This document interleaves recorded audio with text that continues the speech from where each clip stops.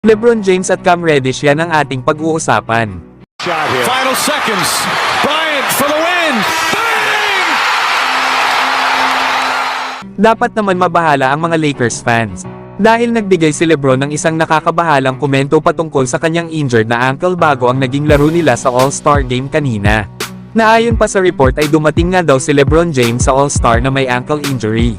At hindi nga daw ito maglalaro buong laro panigurado. Dagdag pa ni LeBron ay naghahanap pa rin daw ito ng paggamot sa mga nakaraang araw at kahit sa mga natitira pa nitong araw na pahinga.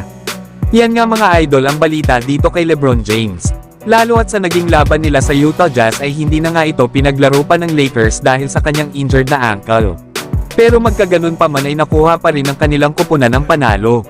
At kanina nga sa All-Star Game ay nasa 14 minutes of playing time lang si LeBron. Na nakagawa nga ito ng 8 points, 4 rebounds at 3 assists. Na hindi naman mapagkakaila mga idol na kailangan pa rin talaga ng Lakers itong si LeBron James.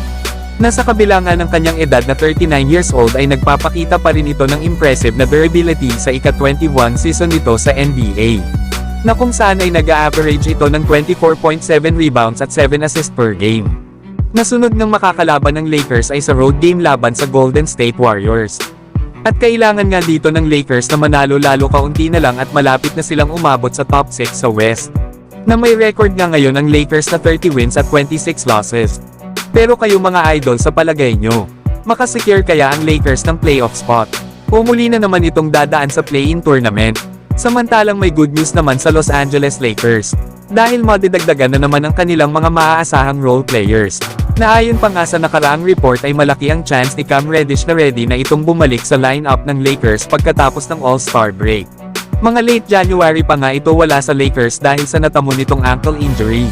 Pero kahit bumalik pa si Cam Reddish mga idol ay inaasahan pa rin daw na magpapatuloy pa rin sila Taurean Prince at Rui Hachimere na makakuha ng maraming playing time.